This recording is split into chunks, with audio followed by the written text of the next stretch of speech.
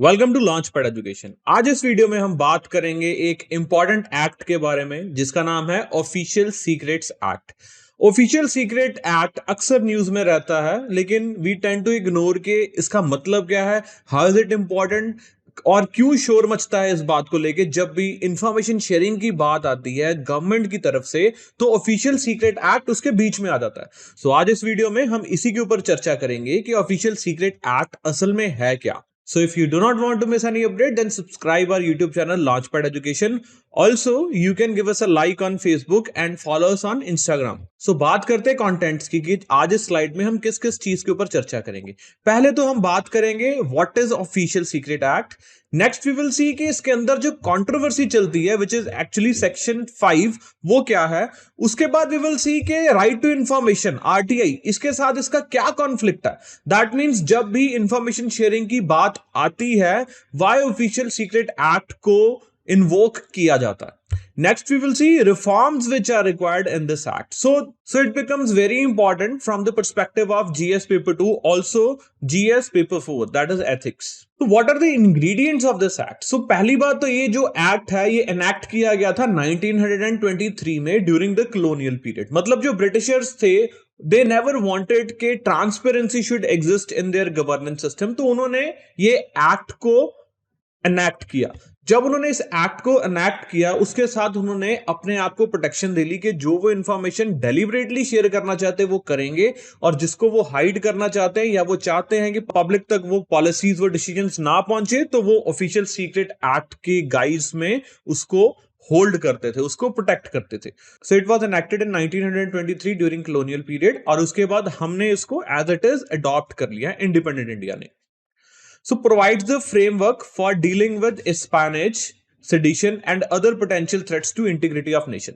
So ये act अगर enact हो गया तो ये एक्चुअली में क्या कह रहा है, ये एक्ट ये बात कर रहा है कि मैं एक फ्रेमवर्क प्रोवाइड करूंगा किस चीज का, for dealing with the spying, that is espionage, के जासूसी से रिलेटेड अगर कोई जासूसी करने की कोशिश करता है तो उसके ऊपर इन्वोक किया जाएगा, या फिर सेडिशन दैट इज राजद्रोह अगर कोई करेगा तब भी उसमें हम इसको इन्वोक कर सकते हैं, या फिर अदर पोटेंशियल थ्रेट्स जो हमारे देश की इंटीग्रिटी को खतरा होंगे। अब बात करते हैं कि जो लॉ है वो कौन सी चीजों को इलीगल एंड पनिशेबल ऑफेंस बनाता है। पहला है स्पाइंग, जिसके बारे में हमने बात की, दैट इज जासूसी करना। शेयरिंग सीक्रेट इंफॉर्मेशन, अगर सरकार की गवर्नमेंट की कोई सीक्रेट इंफॉर्मेशन है उसको लीक करना। Unauthorised use of uniforms, withholding information, interference with armed forces in prohibited और रिस्ट्रिक्टेड एरियाज। अगर इन सारे एक्शंस में कोई भी इंसान इंडल्ज होता है तो वो अपने आप के लिए इनवाइट करेगा ऑफिशियल सीक्रेट एक्ट के चार्जेस, और अगर वो पर्सन गिल्टी प्रूव हो जाता है तो he may get up to 14 years imprisonment, a fine और बोथ। कुछ एक्सट्रीम केसेस में तो 14 साल से ज्यादा भी पनिशमेंट दी जा सकती है। Now next is controversy of section 5। Official secret act 1923 के अंदर सेक्शन 5 है, वो क्या बात कर रहा है और वो कंट्रोवर्शियल क्यों है। सो सेक्शन 5 क्या कह रहा है, it deals with breach of national security. That means अगर नेशनल सिक्योरिटी को किसी तरीके से कोई खतरा होता है तो ये सेक्शन उसके बारे में बात करता है कि उस सर्कमस्टांसेस में क्या हो सकता है। So it makes sharing information that may help an enemy state as punishable offense. So मतलब अगर आप कोई भी इंफॉर्मेशन शेयर करते हो with respect to your nation और वो एनिमी स्टेट को हेल्प कर रही है, then that becomes a punishable offence. This is what is section 5। So ये जो सेक्शन है ये जनरली जर्नलिस्ट के खिलाफ बहुत यूज किया गया था, क्योंकि मीडिया का तो काम होता है चीजों को सामने लेके आना, सोसाइटी के लोगों को अवेयर करना with respect to different policies. उस चक्कर में कुछ इंफॉर्मेशन सरकार बोल देती है कि ये सीक्रेट इंफॉर्मेशन थी, should have not been leaked और should have not been exposed, और ये जो इंफॉर्मेशन एक्सपोज की गई है एनिमी स्टेट को इसका फायदा हुआ है।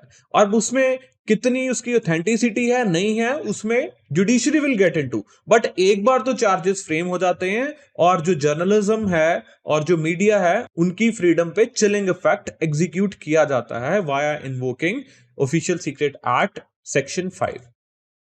Now it doesn't define secrets और ऑफिशियल। नाउ देखने वाली बात यह है कि जो ऑफिशियल सीक्रेट एक्ट है वो डिफाइन नहीं करता है कि सीक्रेट किसको हम कहेंगे या फिर ऑफिशियल सीक्रेट एक्चुअली में है क्या। So this gives ample scope to civil servants, bureaucracy और द गवर्नमेंट कि वो कोई भी इंफॉर्मेशन को डिनाई कर सकते हैं ये बोल के कि ये तो एक सीक्रेट इंफॉर्मेशन है। So India is not an autocratic regime या फिर मोनार्की तो है नहीं, this no dictatorship, we are living in a democracy. और डेमोक्रेसी में ट्रांसपेरेंसी एंड अकाउंटेबिलिटी तो बेसिक फीचर्स हैं किसी भी प्रोग्रेसिव सोसाइटी के। So such type of actions which are trying to create opaqueness in the society और transparency के against हैं, they are not progressive in the sense that वो democracy को बूस्ट नहीं देंगे, डेमोक्रेसी को प्रमोट नहीं करेंगे, रादर सोसाइटी की डीजेनरेशन होगी। So it is also in conflict with article 19 and the idea of democracy. So this is what is actually section 5। Now अब देखते हैं राइट टू इंफॉर्मेशन के साथ इसका क्या कॉन्फ्लिक्ट है। सी जो राइट टू इंफॉर्मेशन है उसने सरकार से इंफॉर्मेशन लेने को एक लीगल राइट बना दिया है। Now if you want to get any information from the government machinery, आप आरटीआई एप्लीकेशन के थ्रू उसको प्रोक्योर कर सकते हो, ये आपका लीगल राइट है। लेकिन एक तरफ ऑफिशियल सीक्रेट एक्ट बोल रहा है कि सरकार किसी भी डॉक्यूमेंट को, किसी भी इंफॉर्मेशन को सीक्रेट डिक्लेयर करके बोल सकती है कि इसको रिवील नहीं किया जाएगा। सो आरटीआई के साथ ऑफिशियल सीक्रेट एक्ट हमेशा कॉन्फ्लिक्ट में आ जाता है। तो वो क्या कॉन्फ्लिक्ट है उसके बारे में बात कर रहे हैं। फॉर ऑफिशियल सीक्रेट एक्ट जो कॉन्फिडेंशियलिटी है that becomes the norm and disclosure becomes the exception. मतलब ऑफिशियल सीक्रेट एक्ट के अकॉर्डिंग जो कॉन्फिडेंशियलिटी है, मतलब इंफॉर्मेशन को प्रोटेक्ट करना, वो एक जनरल नॉर्म है, और अगर आपको डिस्क्लोज करनी है इंफॉर्मेशन वो एक एक्सेप्शन है। It depends upon the arbitrariness, it depends upon the मर्जी of the government, of the bureaucracy कि वो उसको रिवील करना चाहते हैं कि नहीं करना चाहते हैं। क्यों? क्योंकि कॉन्फिडेंशियलिटी मतलब प्रोटेक्ट करके रखना, कॉन्फिडेंशियल रखना उस इंफॉर्मेशन को, ये एक नॉर्म है फॉर ऑफिशियल सीक्रेट एक्ट। लेकिन आरटीआई इसका उल्टा है, वो बोलती है कि इंफॉर्मेशन को शेयर करना is not confidential, it is rather a norm, और उसको हाइड करना शुड बी एन एक्सेप्शन। मतलब रेयर केसेस में जहां पर हमारा नहीं सरता उसको हाइड किए बिना, वहां पर हम उसको हाइड करें, और इंफॉर्मेशन को हाइड करना should be an exception, and उसको रिवील करना, शेयर करना शुड बी अ नॉर्म। सो यहां पर इनका कॉन्फ्लिक्ट आता है। So second administrative reform commission ने भी ये बात बोली थी। तो जैसा कि मैंने पहले भी बताया, OSA doesn't define the term secret. So जो सिविल सर्वेंट्स हैं वो ऑफन यूज करते हैं इस टर्म को to hide information from RTI. Next, second administrative reform commission जो है उन्होंने अपनी रिपोर्ट में बोला था कि जो ऑफिशियल सीक्रेट एक्ट है it is incongruous, that is incompatible with regime of transparency in a democratic society. क्योंकि जो डेमोक्रेटिक सोसाइटी है वो ट्रांसपेरेंसी एंड अकाउंटेबिलिटी को प्रमोट करती है, वो एक्सपेक्ट करती है गवर्नमेंट से कि वो ये बेसिक चीजों को फुलफिल करे। Now we will talk about the reforms of official secret act. So law commission के अकॉर्डिंग अगर किसी डॉक्यूमेंट के ऊपर आपने सीक्रेट लिख दिया या क्लासिफाइड लिख दिया तो वो इस पीनल प्रोविजन को इनवाइट ना करे, ऐसा उनका मानना था। मतलब अगर कोई भी डॉक्यूमेंट को प्रोटेक्ट करने के लिए आप उस पर सीक्रेट लिख दो तो इट शुड नॉट मीन कि अगर वो लीक हो गया तो वो पीनल प्रोविजन को इन्वाइट कर ले या फिर उसके ऊपर इवोक कर दिया जाए official secret act. Next is second administrative reform commission ने भी बोला था कि जो ऑफिशियल सीक्रेट एक्ट है be replaced with chapter in national security act containing provisions relating to official secrets. मतलब कि जो ऑफिशियल सीक्रेट एक्ट है उसको रिप्लेस कर दिया जाए, किससे? नेशनल सिक्योरिटी एक्ट के अंदर ही एक चैप्टर इंसर्ट कर दिया जाए जो बात करेगा इन केस के कोई स्पाइंग हो जाए, स्पाइनेज हो जाए, या फिर कोई रियल सेंस में सीक्रेट इंफॉर्मेशन लीक हो, उस पे कौन सी पिनल प्रोविजन इवोक की जा सकती है, rather than official secret act को ऑल टुगेदर लेके आना और इसका अब्यूज करना।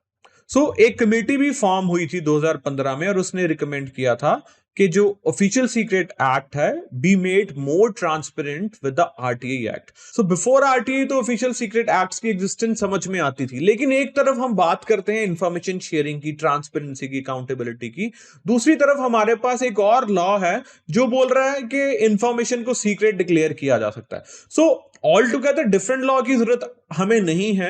हमें क्या जरूरत है, इसको रिफॉर्म करने की। रिफॉर्म करके इसको हम नेशनल सिक्योरिटी एक्ट के अंदर एक अलग चैप्टर इंक्लूड कर सकते हैं, ताकि डेमोक्रेसी के ट्रू टेनेंट्स को स्पॉइल ना किया जाए और real ideals of a progressive society को अचीव किया जाए। तो guys, I hope you like the video. Don't miss out on two important points of the slides, because it is going to help you in writing your mains examination. So if you don't want to miss any update, then subscribe to our YouTube channel. Also give us a like on Facebook और हमारे Instagram page को भी follow कीजिए, where you will get latest updates with respect to your preparation. Thank you very much.